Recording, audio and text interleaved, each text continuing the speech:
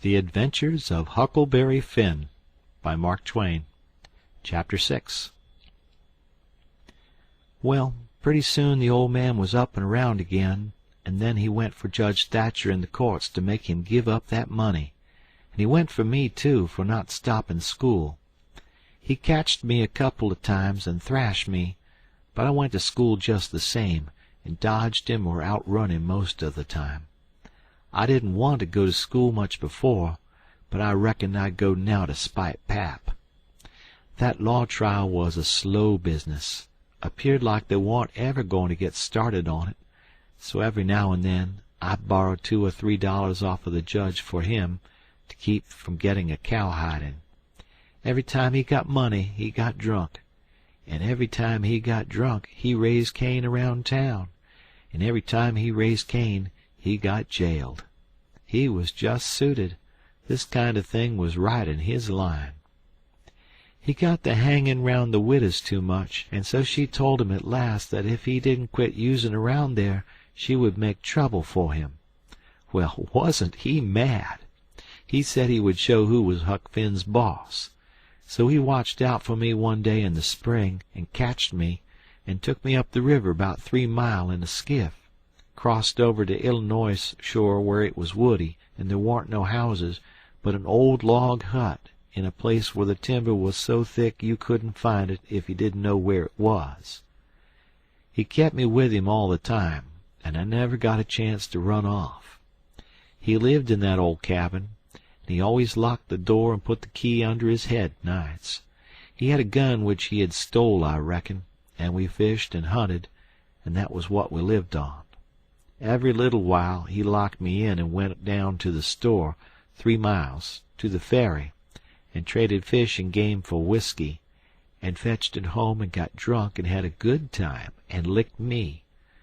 The widow she found out where I was by and by, and she sent a man over to try to get hold of me, but Pap drove him off with a gun, and it warn't long after that till I was used to being where I was, and liked it, all but the cowhide part. It was kind of lazy and jolly, laying off comfortable all day, smoking and fishing, and no books nor study. 2 months or more run along, and my clothes got to be all rags and dirt, and I didn't see how I'd ever got to like it so well at the widow's, where you had to wash, and eat on a plate, and comb up, and go to bed and get up regular, and be forever bothering over a book, and have old Miss Watson pecking at you all the time. I didn't want to go back no more. I had stopped cussin' because the widow didn't like it, but now I took to it again because Pap hadn't no objections. It was pretty good times up in the woods there, take it all around. But by and by Pap got too handy with his hickory, and I couldn't stand it. I was all over welts. He got to going away so much too, and locking me in. Once he locked me in and was gone 3 days. It was dreadful lonesome. I judged he had got drownded, and I wasn't ever going to get out any more. I was scared. I made up my mind I would fix up some way to leave there. I had tried to get out of that cabin many a time, but I couldn't find no way. There warn't a window to it big enough for a dog to get through. I couldn't get up the chimbley. It was too narrow. The door was thick, solid oak slabs. Pap was pretty careful not to leave a knife or anything in the cabin when he was away. I reckon I'd hunted the place over as much as 100 times. Well, I was most all the time at it, because it was about the only thing to put in the time. But this time I found something at last. I found an old rusty wood saw without any handle. It was laid in between a rafter and the clapboards of the roof. I greased it up and went to work. There was an old horse blanket nailed against the logs at the far end of the cabin behind the table, to keep the wind from blowing through the chinks and putting the candle out. I got under the table and raised the blanket, and went to work to saw a section of the big bottom log out, big enough to let me through. Well, it was a good long job, but I was getting towards the end of it when I heard Pap's gun in the woods. I got rid of the signs of my work, and dropped the blanket and hid my saw, and pretty soon Pap come in. Pap warn't in a good humor, so he was his natural self. He said he was downtown, and everything was going wrong. His lawyer said he reckoned he would win his lawsuit and get the money if they ever got started up on the trial, but then there was ways to put it off a long time, and Judge Thatcher knowed how to do it. And he said people allowed there be another trial to get me away from him and give me to the widow for my guardian, and they guessed it would win this time. This shook me up considerable, because I didn't want to go back to the widow's any more and be so cramped up and civilized, as they called it. Then the old man got to cussin', and cussed everything and everybody he could think of, and then cussed them all over again to make sure he hadn't skipped any, and after that he polished off with a kind of general cuss all round, including a considerable parcel of people which he didn't know the names of, and so called them what's-his-name when he got to them, and went right along with his cussin'. He said he would like to see the widow get me. He said he would watch out, and if they tried to come any such game on him, he knowed of a place 6 or 7 mile off to stow me in, where they might hunt till they dropped, and they couldn't find me. That made me pretty uneasy again, but only for a minute. I reckoned I wouldn't stay on hand till he got that chance. The old man made me go to the skiff and fetch the things he had got. There was a 50-pound sack of cornmeal, and a side of bacon, ammunition, and a 4-gallon jug of whiskey, and an old book and 2 newspapers for wadding, besides some towel. I towed it up a load, and went back and set down in the bow of the skiff to rest. I thought it all over, and I reckoned I would walk off with the gun and some lines, and take to the woods when I run away. I guessed I wouldn't stay in one place, but just tramp right across the country, mostly night times, and hunt and fish to keep alive, and so get so far away that the old man nor the widow couldn't ever find me any more. I judged I would saw out and leave that night if Pap got drunk enough, and I reckoned he would. I got so full of it I didn't notice how long I was staying till the old man hollered and asked me whether I was asleep or drownded. I got the things all up to the cabin, and then it was about dark. While I was cooking supper, the old man took a swig or two and got sort of warmed up, and went to ripping again. He had been drunk over in town, and laid in the gutter all night, and he was a sight to look at. A body would have thought he was Adam. He was just all mud.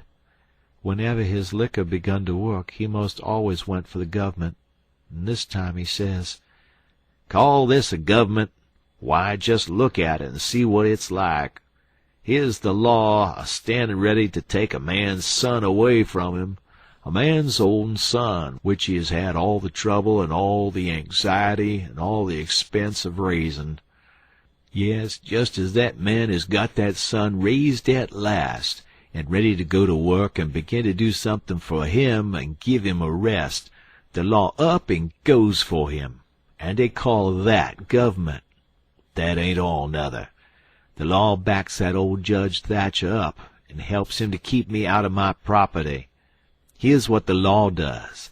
The law takes a man worth $6,000 and upwards, and jams him into an old trap of a cabin like this, and lets him go round in clothes that ain't fittin' for a hog. They call that government. A man can't get his rights in a government like this. Sometimes I got a mighty notion to just leave the country for good and all. Yes, and I told him so. I told old Thatcher so to his face. Lots of 'em heard me, and can tell what I said. Says I, for 2 cents I'd leave the blame country and never come a-near it again. Them's the very words. I says, look at my hat, if you call it a hat, but the lid raises up, and the rest of it goes down till it's below my chin, and then it ain't rightly a hat at all, but more like my head was shoved up through a joint of stove-pipe. Look at it, says I. Such a hat for me to wear, one of the wealthiest men in this town if I could get my rights. Oh, yes, this is a wonderful government, wonderful. Why, looky here. There was a free nigger there from Ohio, a mulatter, most as white as a white man. He had the whitest shirt on you ever see, too, and the shiniest hat, and there ain't a man in that town that's got as fine clothes as what he had, and he had a gold watch and chain, and a silver-headed cane, the awfulest old gray-headed nabob in the state. And what do you think? They said he was a professor in a college, and could talk all kinds of languages, and knowed everything. And that ain't the worst. They said he could vote when he was at home. Well, that let me out. Thinks I, what is the country a-comin' to? It was 'lection day, and I was just about to go and vote myself if I warn't too drunk to get there. But when they told me there was a state in this country where they'd let that nigger vote, I drawed out. I says I'll never vote again. Them's the very words I said. They all heard me, and the country may rot for all me. I'll never vote again as long as I live. And to see the cool way of that nigger, why, he wouldn't have give me the road if I hadn't shoved him out of the way. I says to the people, why ain't this nigger put up at auction and sold? That's what I want to know. And what do you reckon they said? Why, they said he couldn't be sold till he'd been in the state 6 months, and he hadn't been there that long yet. There now, that's a specimen. They call that a government that can't sell a free nigger till he's been in the state 6 months. Here's a government that calls itself a government, and lets on to be a government, and thinks it is a government, and yet's got to sit stock still for 6 whole months before it can take hold of a prowling, thieving, infernal, white-shirted, free nigger, and— Pap was a-going on so he never noticed where his old limber legs was taking him to. So he went head over heels over the tub of salt pork and barked both shins, and the rest of his speech was all the hottest kind of language. Mostly hove at the nigger and the government, though he gave the tub some, too, all along, here and there. He hopped around the cabin considerable, first on one leg and then on the other, holding first one shin and then the other, and at last he let out with his left foot all of a sudden and fetched the tub a rattling kick. But it warn't good judgment, because that was the boot that had a couple of his toes leaking out the front end of it. So now he raised a howl that fairly made a body's hair raise, and down he went in the dirt, and rolled there, and held his toes, and the cussin' he done then laid over anything he had never done previous. He said so his own self afterwards. He had heard old Salisbury Hagan in his best days, and he said it laid over him too, but I reckon that was sort of piling it on, maybe. After supper Pap took the jug, and said he had enough whiskey there for 2 drunks and 1 delirium tremens. That was always his word. I judged he would be blind drunk in about an hour, and then I would steal the key, or saw myself out one or t'other.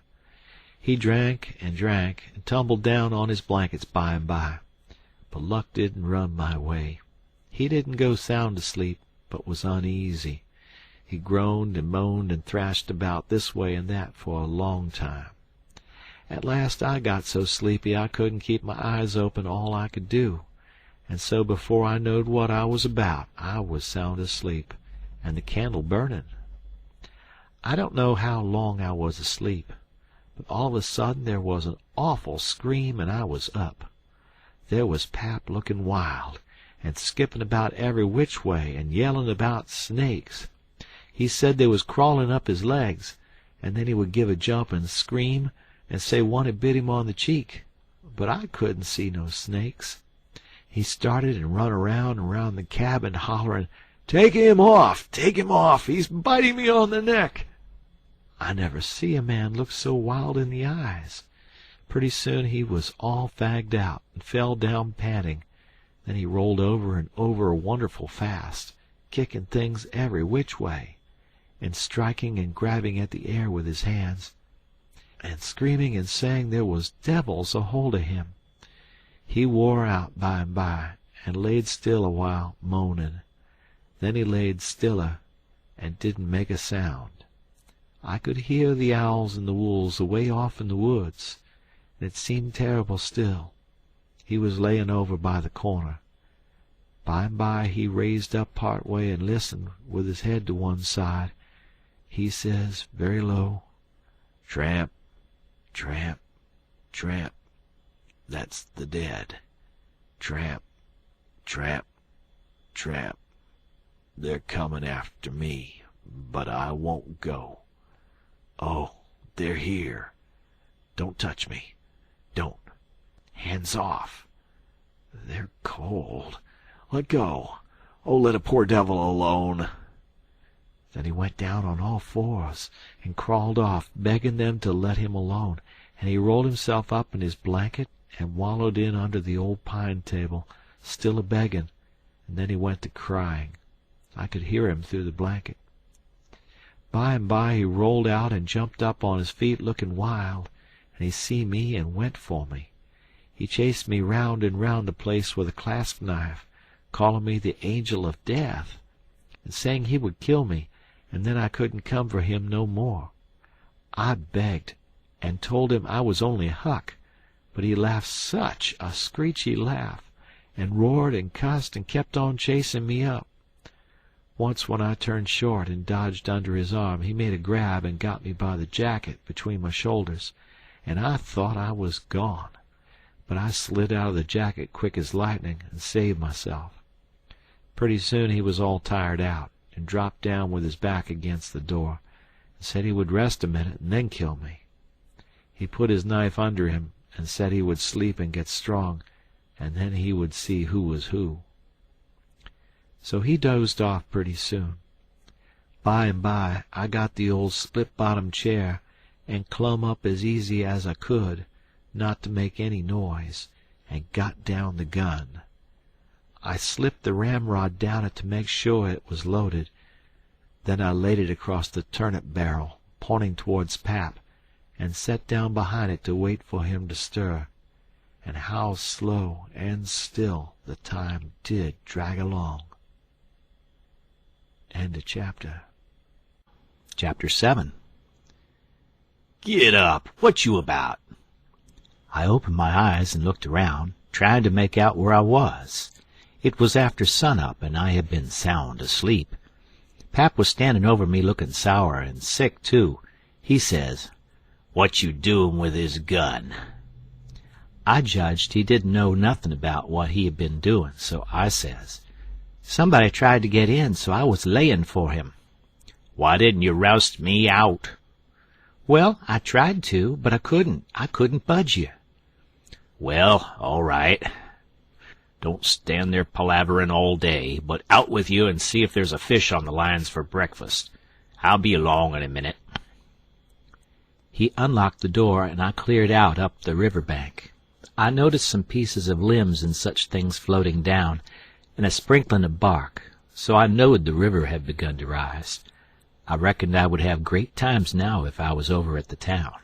The June rise used to be always luck for me, because as soon as that rise begins, here comes cordwood floating down, and pieces of log rafts, sometimes a dozen logs together. So all you have to do is to catch them and sell them to the wood yards and the sawmill. I went along up the bank with one eye out for Pap, and the other one out for what the rise might fetch along. Well, all at once, here comes a canoe. Just a beauty, too, about 13 or 14 foot long, riding high like a duck. I shot head first off of the bank like a frog, clothes and all on, and struck out for the canoe. I just expected there'd be somebody layin' down in it, because people often done that to fool folks, and when a chap had pulled a skiff out most to it, they'd raise up and laugh at him. But it warn't so this time. It was a drift canoe, sure enough, and I clumb in and paddled her ashore. Thinks I, the old man will be glad when he sees this. She's worth $10. But when I got to shore, Pap wasn't in sight yet, and as I was running her into a little creek like a gully, all hung over with vines and willows, I struck another idea.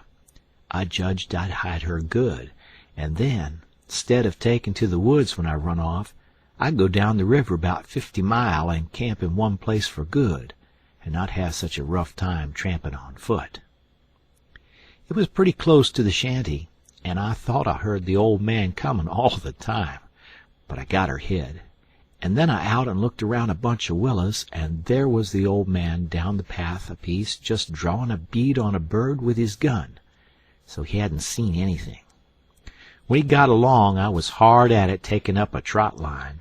He abused me a little for being so slow, but I told him I fell in the river, and that was what made me so long. I knowed he would see I was wet, and then he would be asking questions. We got 5 catfish off the lines and went home. While we laid off after breakfast to sleep up, both of us being about wore out, I got to thinking that if I could fix up some way to keep Pap and the widow from trying to follow me, it would be a certainer thing than trusting to luck to get far enough off before they missed me. You see, all kinds of things might happen. Well, I didn't see no way for a while, but by and by Pap raises up a minute to drink another barrel of water, and he says, "'Nother time a man comes prowling round here, you roust me out, do you hear? That man warn't here for no good. I'd a shot him. Next time you roust me out, you hear?" Then he dropped down and went to sleep again. But what he had been saying gave me the very idea I wanted. I says to myself, I can fix it now so nobody won't think of following me. About 12 o'clock we turned out and went along up the bank. The river was coming up pretty fast, and lots of driftwood going by on the rise. By and by, along comes part of a log raft, 9 logs fast together. We went out with a skiff and towed it ashore. Then we had dinner. Anybody but Pap would have waited and seen the day through, so as to catch more stuff, but that warn't Pap's style. 9 logs was enough for one time. He must shove right over to town and sell. So he locked me in, took the skiff, and started off towing the raft about 3:30. I judged he wouldn't come back that night. I waited till I reckoned he had got a good start. Then I out with my saw and went to work on that log again. Before he was the other side of the river, I was out of the hole. Him and his raft was just a speck on the water away off yonder. I took the sack of cornmeal and took it to where the canoe was hid, and shoved the vines and branches apart and put it in. Then I done the same with a side of bacon, then the whiskey jug. I took all the coffee and sugar there was, and all the ammunition. I took the wadding. I took the bucket and gourd. I took a dipper and a tin cup, and my old saw and 2 blankets, and the skillet and the coffee pot. I took fish lines and matches and other things, everything that was worth a cent. I cleaned out the place. I wanted an axe, but there wasn't any, only the one out at the wood pile, and I knowed why I was going to leave that. I fetched out the gun, and now I was done. I had wore the ground a good deal crawling out of the hole and dragging out so many things, so I fixed that as good as I could from the outside by scattering dust on the place, which covered up the smoothness and the sawdust. Then I fixed the piece of log back into its place, and put 2 rocks under it and one against it to hold it there, for it was bent up at that place and didn't quite touch ground. If you stood 4 or 5 feet away and didn't know it was sawed, you wouldn't never notice it. And besides, this was the back of the cabin, and it warn't likely anybody would go fooling around there. It was all grass clear to the canoe, so I hadn't left a track. I followed around to see. I stood on the bank and looked out over the river. All safe. So I took the gun and went up a piece into the woods and was hunting around for some birds when I see a wild pig. Hogs soon went wild in them bottoms after they had got away from the prairie farms. I shot this fella and took him into camp. I took the axe and smashed in the door. I beat it and hacked it considerable a doing it. I fetched the pig in and took him back nearly to the table and hacked into his throat with the axe, and laid him down on the ground to bleed. I say ground because it was ground, hard-packed, no boards. Well, next I took an old sack and put a lot of big rocks in it, all I could drag, and I started it from the pig and dragged it to the door and through the woods down to the river and dumped it in, and down it sunk out of sight. You could easy see that something had been dragged over the ground. I did wish Tom Sawyer was there. I knowed he would take an interest in this kind of business and throw in the fancy touches. Nobody could spread himself like Tom Sawyer in such a thing as that. Well, last I pulled out some of my hair, and blooded the axe good, and stuck it on the back side, and slung the axe in the corner. Then I took up the pig and held him to my breast with my jacket, so he couldn't drip, till I got a good piece below the house, and then dumped him into the river. Now I thought of something else, so I went and got the bag of meal and my old saw out of the canoe, and fetched them to the house. I took the bag to where it used to stand, and ripped a hole in the bottom of it with the saw, for there warn't no knives and forks on the place. Pap done everything with his clasp knife about the cooking. Then I carried the sack about 100 yards across the grass and through the willows east of the house, to a shallow lake that was 5 mile wide and full of rushes, and ducks too, you might say, in the season. There was a slough or a creek leading out of it on the other side that went miles away, I don't know where, but it didn't go to the river. The meal sifted out and made a little track all the way to the lake. I dropped Pap's whetstone there, too, so as to look like it had been done by accident. Then I tied up the rip in the meal sack with a string so it wouldn't leak no more, and took it and my saw to the canoe again. It was about dark now, so I dropped the canoe down the river under some willows that hung over the bank, and waited for the moon to rise. I made fast to a willow, then I took a bite to eat, and by and by laid down in the canoe to smoke a pipe and lay out a plan. I says to myself, they'll follow the track of that sack full of rocks to the shore, and then drag the river for me. And they'll follow that mule track to the lake, and go browsing down the creek that leads out of it to find the robbers that killed me and took the things. They won't ever hunt the river for anything but my dead carcass. They'll soon get tired of that, and won't bother no more about me. All right, I can stop anywhere I want to. Jackson's Island is good enough for me. I know that island pretty well, and nobody ever comes there. And then I can paddle over to town nights and slink around and pick up things I want. Jackson Island's the place. I was pretty tired, and the first thing I knowed I was asleep. When I woke up, I didn't know where I was for a minute. I sat up and looked around a little scared. Then I remembered. The river looked miles and miles across. The moon was so bright I could have counted the drift logs that went a-slipping along, black and still, hundreds of yards out from shore. Everything was dead quiet, and it looked late, and smelt late.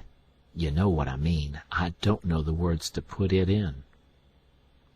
I took a good gap and a stretch, and was just going to unhitch and start, when I heard a sound away over the water. I listened. Pretty soon I made it out.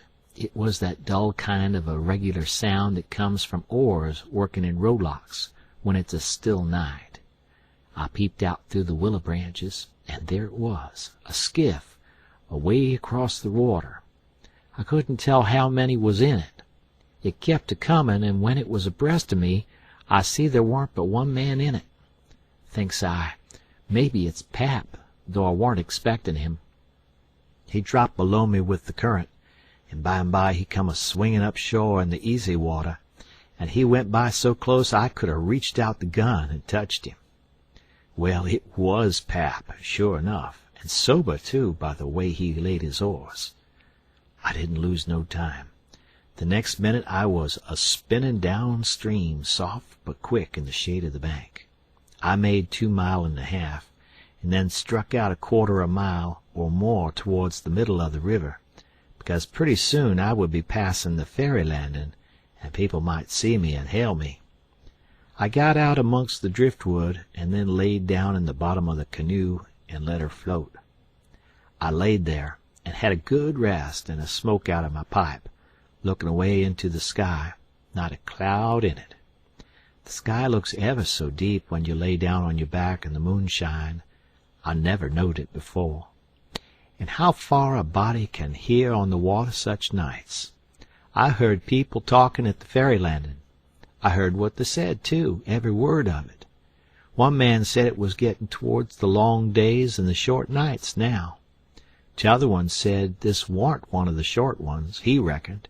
And then they laughed, and he said it over again, and they laughed again. Then they waked up another fella and told him, and laughed. But he didn't laugh. He ripped out something brisk and said let him alone. The first fella said he 'lowed to tell it to his old woman. She would think it was pretty good. But he said that warn't nothing to some things he had said in his time. I heard one man say it was nearly 3 o'clock, and he hoped daylight wouldn't wait more than about a week longer. After that the talk got further and further away, and I couldn't make out the words any more. But I could hear the mumble, and now and then a laugh, too, but it seemed a long ways off. I was away below the ferry now. I rose up, and there was Jackson's Island about 2 miles downstream, heavy timbered and standing up out of the middle of the river, big and dark and solid, like a steamboat without any lights. There warn't any signs of the bar at the head. It was all under water now. It didn't take me long to get there. I shot past the head at a ripping rate, the current was so swift, and then I got into the dead water and landed on the side towards the Illinois shore. I run the canoe into a deep dent in the bank that I knowed about. I had to part the willow branches to get in, and when I made fast nobody could have seen the canoe from the outside. I went up and set down on a log at the head of the island, and looked out on the big river and the black driftwood and away over to the town, 3 mile away, where there was 3 or 4 lights a-twinkling. A monstrous big lumber raft was about a mile upstream, coming along down, with a lantern in the middle of it.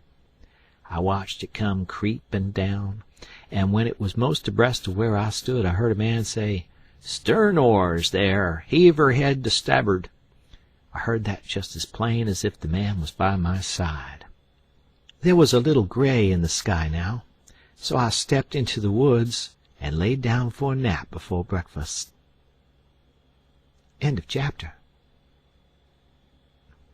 Chapter 8. The sun was up so high when I waked that I judged it was after 8 o'clock. I laid there in the grass in the cool shade, thinking about things, and feeling rested and rather comfortable and satisfied. I could see the sun out at 1 or 2 holes, but mostly it was big trees all about, and gloomy in there amongst 'em. There were freckled places on the shore where the light sifted down through the leaves, and the freckled places swapped about a little, showing there was a little breeze up there. A couple of squirrels set on a limb and jabbered at me very friendly. I was powerful lazy and comfortable, didn't want to get up and cook breakfast. Well, I was dozing off again when I thinks I hear a deep sound of boom away up the river. I rouses up, rests on my elbow and listens. Pretty soon I hears it again. I hopped up and went and looked out at a hole in the leaves, and I see a bunch of smoke laying on the water a long ways up, about abreast the ferry. And there was the ferry boat full of people floating along down. I knowed what was the matter now. Boom! I see the white smoke squirt out of the ferry boat's side. You see, they was firing cannon over the water, trying to make my carcass come to the top. I was pretty hungry, but it warn't going to do for me to start a fire, because they might see the smoke. So I sat there and watched the cannon smoke and listened to the boom. The river was a mile wide there, and it always looks pretty on a summer morning, so I was having a good enough time seeing them hunt for my remainders if I only had a bite to eat. Well, then I happened to think how they always put quicksilver in loaves of bread and float them off, because they always go right to the drownded carcass and stop there. So, says I, I'll keep a lookout, and if any of them's floating around after me, I'll give them a show. I changed to the Illinois edge of the island to see what luck I could have, and I warn't disappointed. A big double loaf come along, and I most got it with a long stick, but my foot slipped, and she floated out further. Of course, I was where the current set in the closest to the shore. I knowed enough for that. But by and by along comes another one, and this time I won. I took out the plug and shook out the little dab of quicksilver and set my teeth in. It was baker's bread, what the quality eat, none of your low-down corn pone. I got a good place amongst the leaves, and set there on a log, munching the bread and watching the ferry boat, and very well satisfied. And then something struck me. I says, now I reckon the widow or the parson or somebody prayed that this bread would find me, and here it is gone and done it. So there ain't no doubt but there is something in that thing. That is, there's something in it when a body like the widow or the parson prays, but it don't work for me, and I reckon it don't work for only just the right kind. I lit a pipe and had a good long smoke, and went on watching. The ferry boat was floating with the current, and I allowed I'd have a chance to see who was aboard when she came along, because she would come in close, where the bread did. When she got pretty well along down towards me, I put out my pipe and went to where I fished out the bread, and laid down behind a log on the bank in a little open place. Where the log forked, I could peep through. By and by she come along, and she drifted in so close that they could have run out a plank and walked ashore.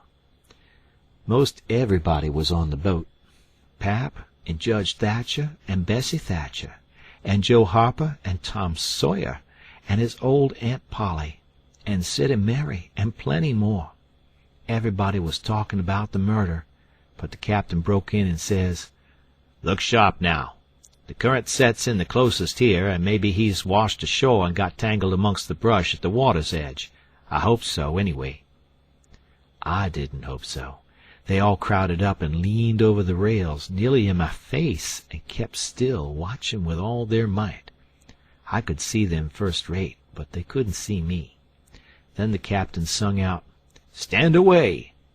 and the cannon left off such a blast right before me that it made me deaf with the noise and pretty near blind with the smoke, and I judged I was gone. If they'd had some bullets in, I reckon they'd have got the corpse they was after. Well, I see I warn't hurt, thanks to goodness.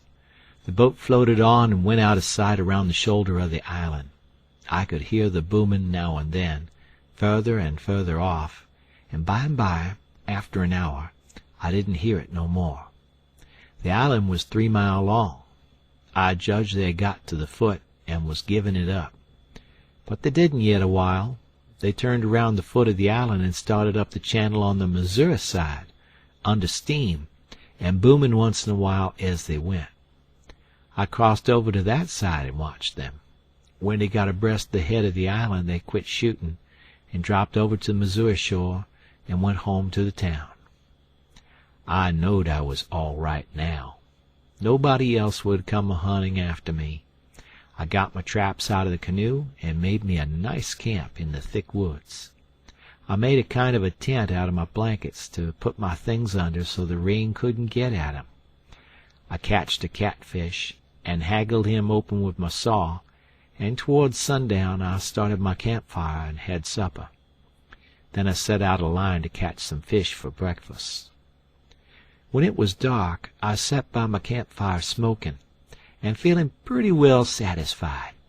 But by and by it got sort of lonesome, and so I went and sat on the bank and listened to the current swashing along, and counted the stars and drift logs and rafts that come down, and then went to bed.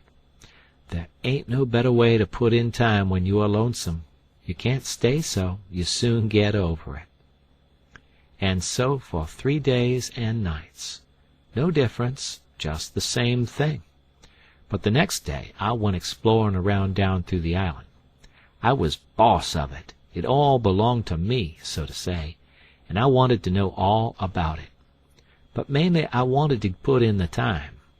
I found plenty strawberries, ripe and prime, and green summer grapes, and green raspberries, and the green blackberries was just beginning to show. They would all come handy by and by, I judged. Well, I went fooling along in the deep woods till I judged I warn't far from the foot of the island. I had my gun along, but I hadn't shot nothing. It was for protection. I thought I would kill some game nigh home. About this time I mighty near stepped on a good-sized snake, and it went sliding off through the grass and flowers, and I after it, trying to get a shot at it. I clipped along, and all of a sudden I bounded right onto the ashes of a campfire that was still smoking. My heart jumped up amongst my lungs. I never waited for to look further, but uncocked my gun and went sneaking back on my tiptoes as fast as ever I could. Every now and then I stopped a second amongst the thick leaves and listened, but my breath come so hard I couldn't hear nothing else. I slunk along another piece further, then listened again, and so on and so on. If I see a stump, I took it for a man. If I trod on a stick and broke it, it made me feel like a person had cut one of my breaths in two, and I only got half, and the short half, too. When I got to camp, I warn't feeling very brash. There warn't much sand in my craw, but I says, this ain't no time to be fooling around. So I got all my traps into my canoe again, so as to have them out of sight, and I put out the fire, scattered the ashes around to look like an old last year's camp, and then clumb a tree. I reckon I was up in the tree 2 hours, but I didn't see nothing. I didn't hear nothing. I only thought I heard and seen as much as 1,000 things. Well, I couldn't stay up there forever, so at last I got down, but I kept in the thick woods and on the lookout all the time. All I could get to eat was berries and what was left over from breakfast. By the time it was night, I was pretty hungry. So when it was good and dark, I slid out from shore before moonrise and paddled over to the Illinois bank, about 1/4 of a mile. I went out in the woods and cooked a supper, and had about made up my mind I would stay there all night, when I hear a plunkety-plunk, plunkety-plunk, and says to myself, horses coming, and next I hear people's voices. I got everything into my canoe as quick as I could, and then went creeping through the woods to see what I could find out. I hadn't got far when I hear a man say, "We better camp here if we can find a good place. The horses is about beat out. Let's look around." I didn't wait, but shoved out and paddled away easy. I tied up in the old place, and reckoned I would sleep in the canoe. I didn't sleep much. I couldn't, somehow, for thinking.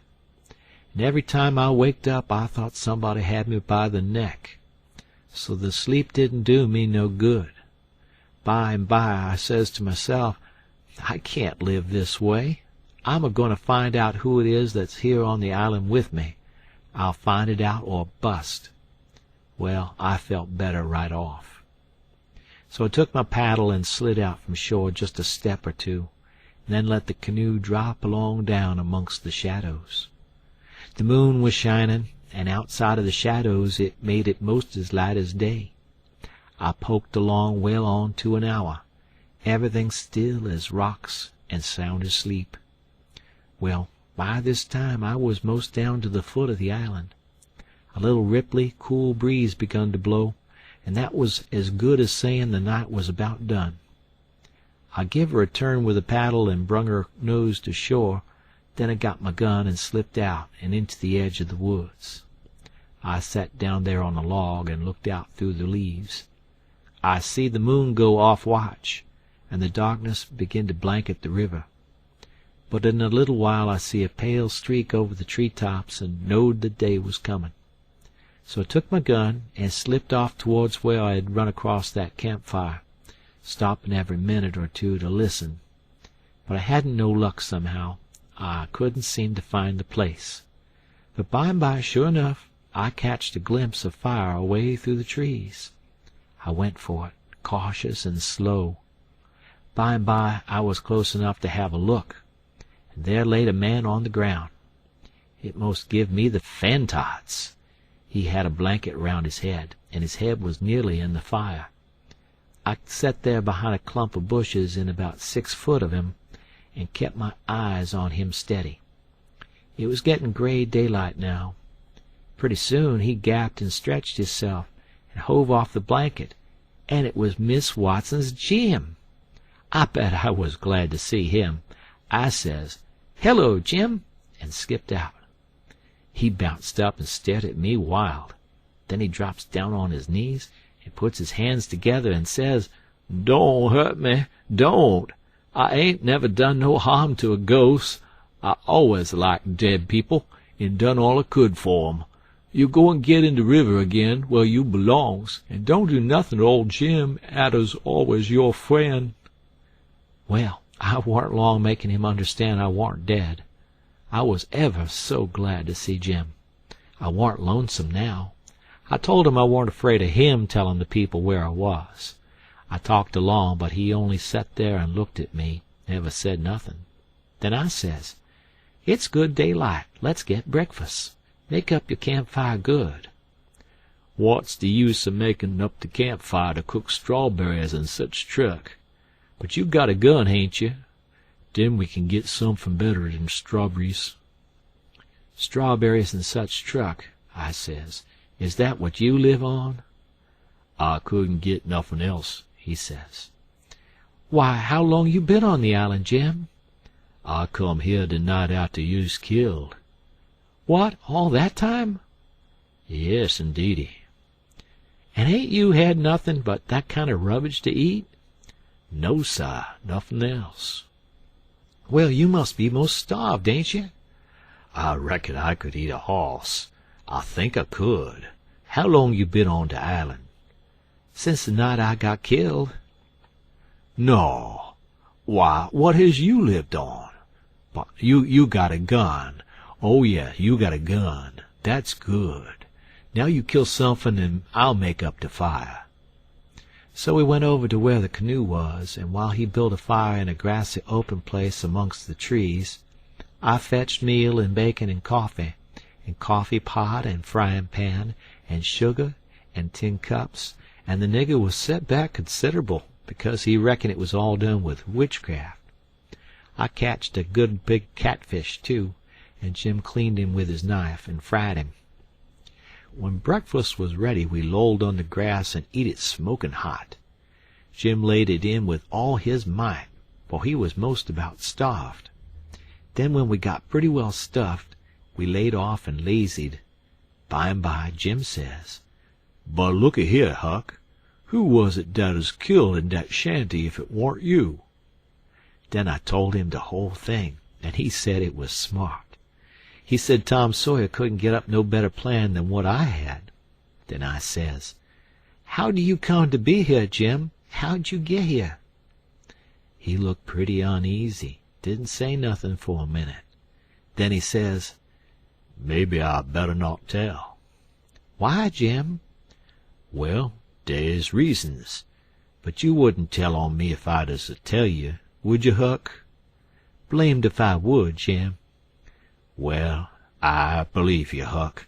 I run off." "Jim!"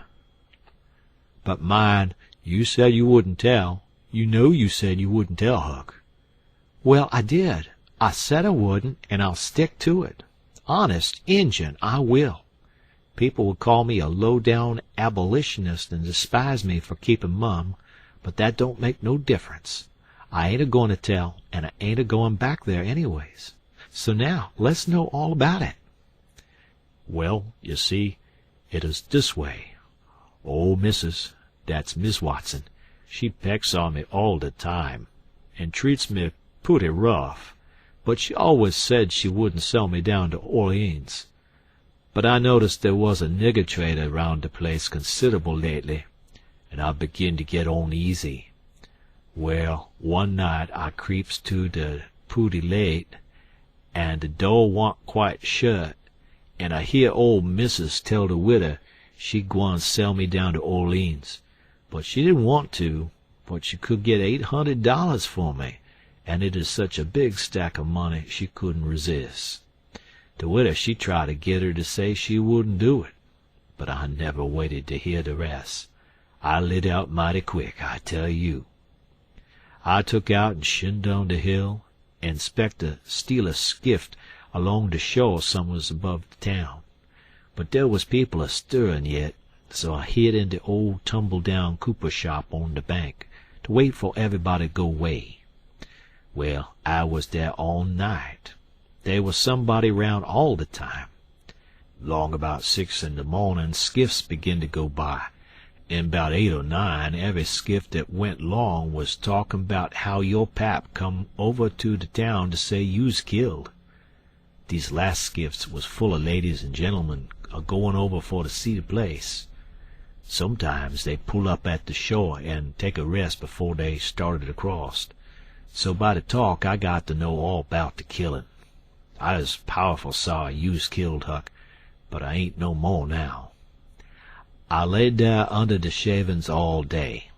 I was hungry, but I warn't feared, 'cause I knowed old missus and the widder was goin' to start to the camp meetin' right after breakfast and be gone all day, and they knows I goes off with the cattle about daylight, so they wouldn't 'spect to see me round the place, and so they wouldn't miss me till after dark in the evenin'. The other servants wouldn't miss me, 'cause they'd shin out and take holiday soon as the old folks was out of the way. Well, when it come dark, I took out up the river road, and went 'bout 2 mile or more to where there wa'n't no houses.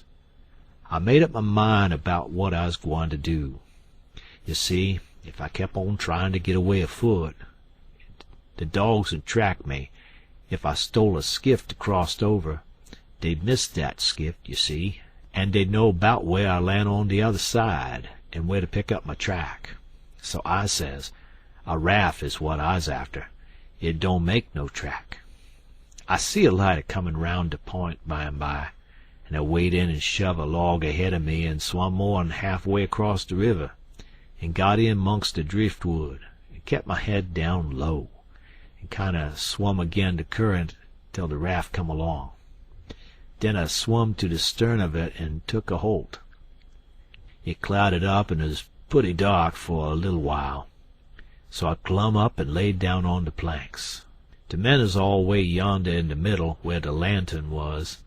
The river was a-risin', and they was a good current, and I reckon that by 4 in the mornin' I'd be 25 mile down the river, and then I'd slip in just 'fore daylight and swim ashore, and take to the woods on the Illinois side. But I didn't have no luck. When we was most down to the head of the island, a man begins to come after with the lantern, and I see it wa'n't no use for to wait, so I slid overboard and struck out for the island. Well, I had a notion I could land most anywheres, but I couldn't, bank too bluff, and I was most to the foot of the island before I found a good place. I went into the woods, and judged I wouldn't fool with rafts no more, long as they moved the lantern round so. I had my pipe and a plug of dog leg, and some matches in my cap, and they warn't wet, so I was all right. "And so you ain't had no meat nor bread to eat all this time? Why didn't you get mud turkles?" "How you gwine to git 'em?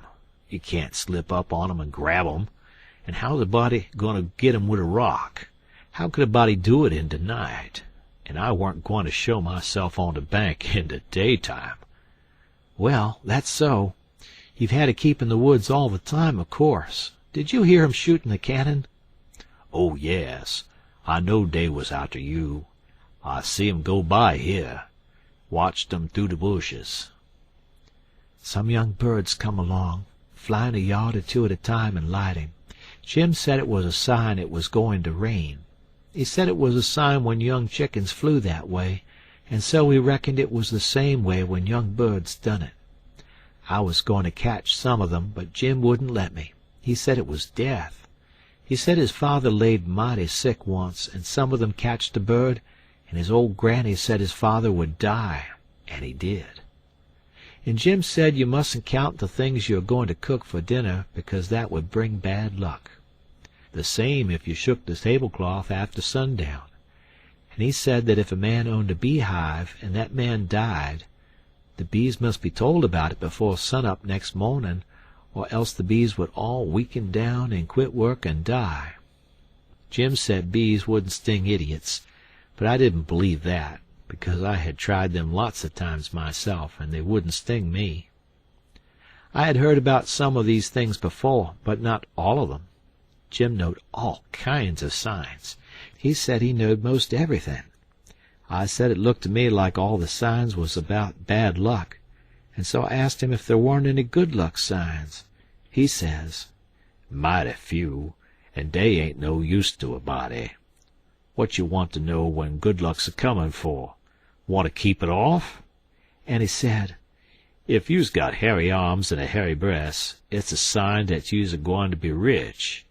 Well, there's some use in a sign like that, 'cause it's so fur ahead.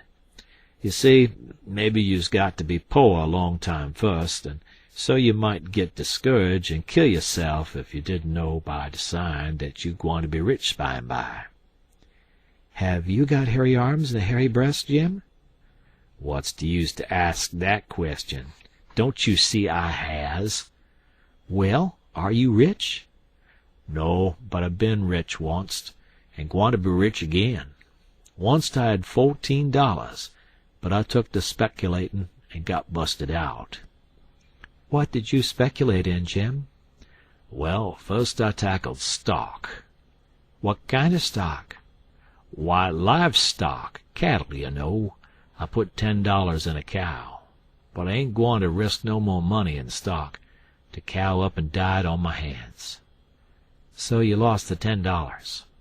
"No, I didn't lose it all. I only lost about 9 of it. I sold a hide and taller for $1.10. "You had $5.10 left. Did you speculate any more?" "Yes. You know that one-legged nigger that belongs to old Mr. Bradish? Well, he sot up a bank, and say anybody that put in $1 would get $4 more at the end of the year. Well, all the niggers went in, but they didn't have much. I was the only one that had much. So I stuck out for more than $4, and I said if I didn't get it, I'd start a bank myself. Well, of course that nigger want to keep me out of the business, because he says there wa'n't business enough for 2 banks. So he say I could put in my $5, and he pay me $35 at the end of the year. So I done it. Then I reckon I'd invest the $35 right off and keep things a-movin'. There was a nigger named Bob that'd ketched a wood flat, and his marster didn't know it, and I bought it off'n him and told him to take the $35 when the end of the year come, but somebody stole the wood flat that night, and next day the one-legged nigger say the bank's busted, so they didn't none of us get no money." "What did you do with the 10 cents, Jim?" "Well, I was going to spend it, but I had a dream, and the dream told me to give it to a nigger named Balaam. Balaam's ass, they call him for short. He's one of dem chuckleheads, you know. But he's lucky, they say, and I see I warn't lucky. The dream say let Balaam invest the 10 cents, and he'd make a raise for me. Well, Balaam, he took the money, and when he was in church he heard the preacher say that whoever give to the poor lent to the Lord, and bound to get his money back 100 times. So Balaam he took and give the 10 cents to the poor, and laid low to see what was gwine come of it." "Well, what did come of it, Jim?" "Nothin' never come of it. I couldn't manage to collect that money no way, and Balaam he couldn't. I ain't gwine to lend no more money 'dout I see the security. Bound to get your money back 100 times, the preacher says. If I could get the 10 cents back, I'd call it square, and be glad of the chance." "Well, it's all right anyway, Jim, long as you're going to be rich again sometime or other." "Yes, and I's rich now, come to look at it. I owns myself, and I's worth $800. I wished I had the money. I wouldn't want no more." End of chapter. Chapter 9. I wanted to go and look at a place right about the middle of the island that I'd found when I was exploring, so we started and soon got to it, because the island was only 3 miles long and 1/4 of a mile wide. This place was a tolerable long, steep hill or ridge about 40 foot high. We had a rough time getting to the top, and the sides was so steep and the bushes so thick. We tramped and clumb around all over it, and by found a good big cavern in the rock, most up to the top of the side towards Illinois. The cabin was as big as 2 or 3 rooms bunched together, and Jim could stand up straight in it. It was cool in there. Jim was for putting our traps in there right away, but I said we didn't want to be climbing up and down there all the time. Jim said if we had the canoe hid in a good place, and had all the traps in the cavern, we could rush there if anybody was to come to the island, and they would never find us without dogs. And besides, he said them little birds had said it was going to rain, and did I want the things to get wet? So we went back and got the canoe, and paddled up abreast the cavern, and lugged all the traps up there. Then we hunted up a place close by to hide the canoe in, amongst the thick willows. We took some fish off of the lines and set them again, and began to get ready for dinner. The door of the cabin was big enough to roll a hogshead in, and on one side of the door the floor stuck out a little bit and was flat and a good place to build a fire on. So we built it there and cooked dinner. We spread the blankets inside for a carpet and eat our dinner in there. We put all the other things handy at the back of the cavern. Pretty soon it darkened up, begun to thunder and lighten, so the birds was right about it. Directly it begun to rain, and it rained like all fury, too, and I never see the wind blow so. It was one of them regular summer storms. It would get so dark that it looked all blue-black outside, and lovely, and the rain would thrash along by so thick that the trees off a little ways looked dim and spider-webby, and here would come a blast of wind that would bend the trees down and turn up the pale underside of the leaves, and then a perfect ripper of a gust would follow along and set the branches to tossing their arms as if they was just wild. And next, when it was just about the bluest and blackest, it was as bright as glory, and you'd have a little glimpse of tree-tops plunging about away off yonder in the storm, hundreds of yards further than you could see before. Dark as sin again in a second, and now you'd hear the thunder let go with an awful crash, and then go rumbling, grumbling, tumbling down the sky towards the underside of the world, like rolling empty barrels downstairs, where it's long stairs and they bounce a good deal, you know. "Jim, this is nice," I says. "I wouldn't want to be nowhere else but here. Pass me along another hunk of fish and some hot cornbread." "Well, you wouldn't have been here if it hadn't have been for Jim. You'd have been down there in the woods without any dinner, and getting most drownded, too. Dat you would, honey. Chickens know when it's gwine to rain, and so do the birds, child." The river went on raising and raising for 10 or 12 days, till at last it was over the banks. The water was 3 or 4 feet deep on the island in the low places and on the Illinois bottom.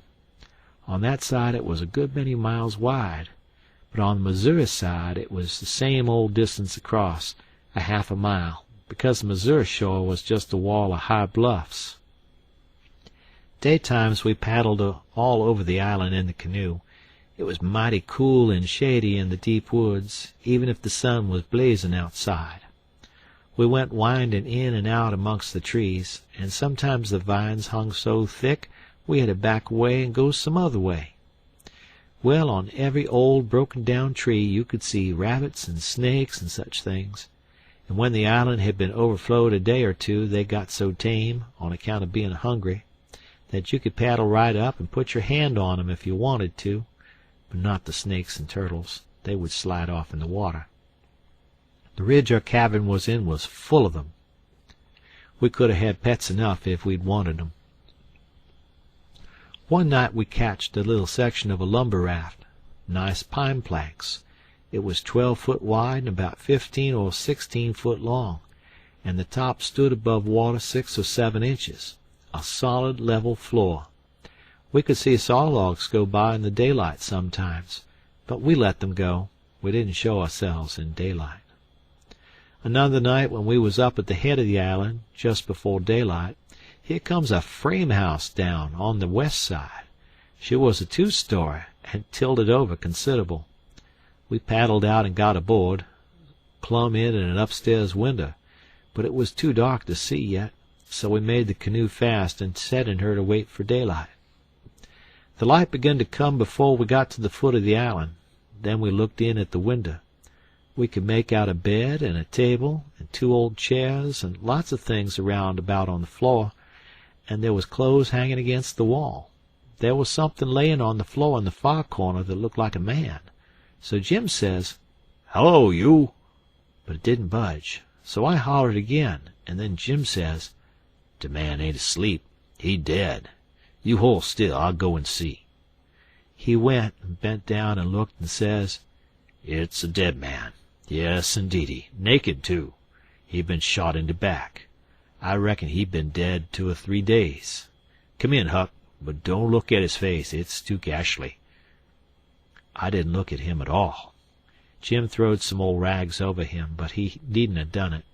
I didn't want to see him. There was heaps of old greasy cards scattered around over the floor, and old whiskey bottles, and a couple of masks made out of black cloth, and all over the walls was the ignorantest kind of words and pictures made with charcoal. There was 2 old dirty calico dresses, and a sunbonnet, and some woman's underclothes hanging against the wall, and some men's clothing, too. We put the lot into the canoe. It might come good.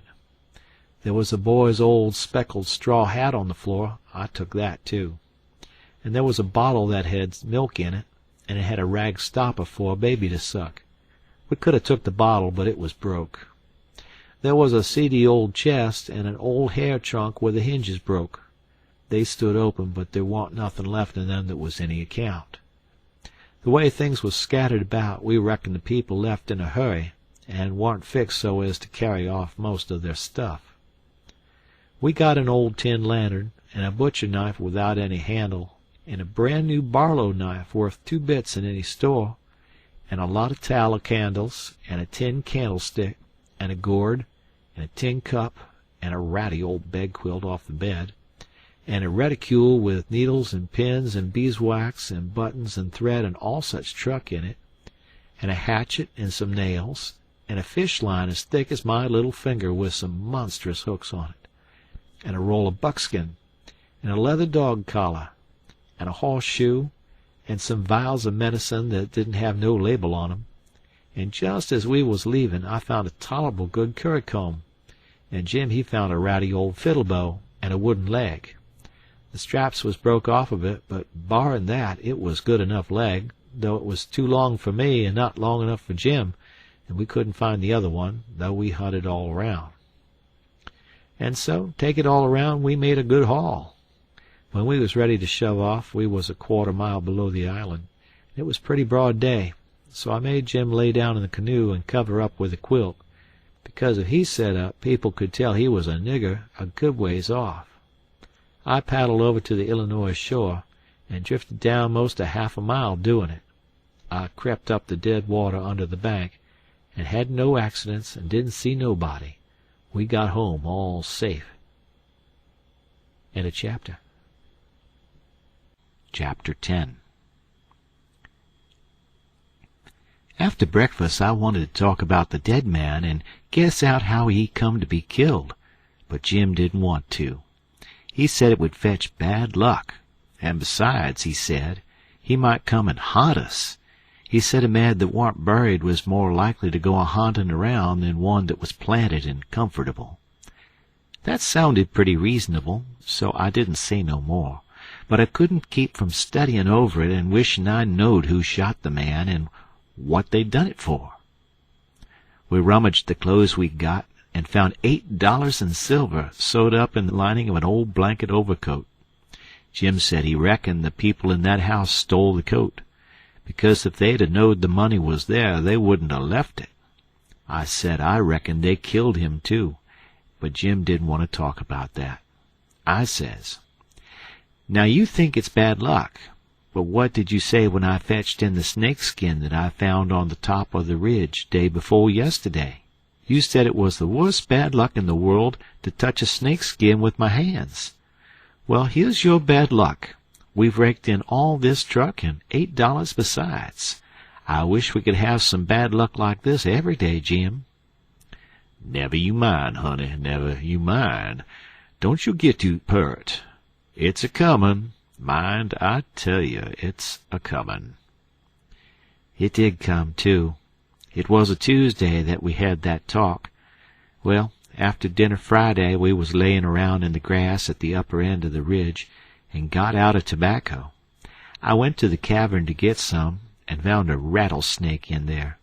I killed him, and curled him up on the foot of Jim's blanket, ever so natural, thinking there'd be some fun when Jim found him there.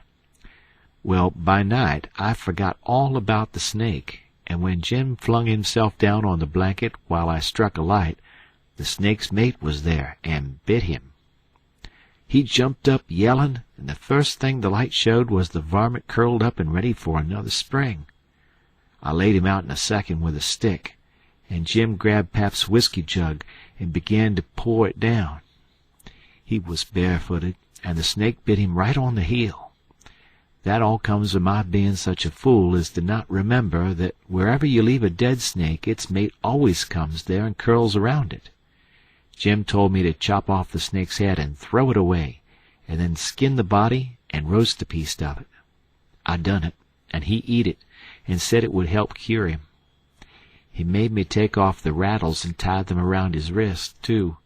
He said that would help. Then I slid out quiet and throwed the snakes clear away amongst the bushes, for I warn't going to let Jim find out it was all my fault, not if I could help it. Jim sucked and sucked at the jug, and now and then he got out of his head and pitched around and yelled, but every time he come to himself, he went to sucking at the jug again. His foot swelled up pretty big, and so did his leg, but by and by the drunk begun to come, and so I judged he was all right, but I'd druther been bit with a snake than Pap's whiskey. Jim was laid up for 4 days and nights. Then the swellin' was all gone, and he was around again. I made up my mind I wouldn't ever take a hold of a snakeskin again with my hands, now that I seen what had come of it. Jim said he reckoned I would believe him next time, and he said that handling the snakeskin was such awful bad luck that maybe we hadn't got to the end of it yet. He said he'd rather see the new moon over his left shoulder as much as 1,000 times than take up a snakeskin in his hand. Well, I was getting to feel that way myself, though I always reckoned that looking at the new moon over your left shoulder is one of the carelessest and foolishest things a body can do. Old Hank Bunker done it once and bragged about it, and in less than 2 years he got drunk and fell off of the shot tower, and spread himself out so that he was just a kind of a lair, as you may say, and they slid him edgewise between 2 barn doors for a coffin, and buried him so they say, but I didn't see it. Pap told me.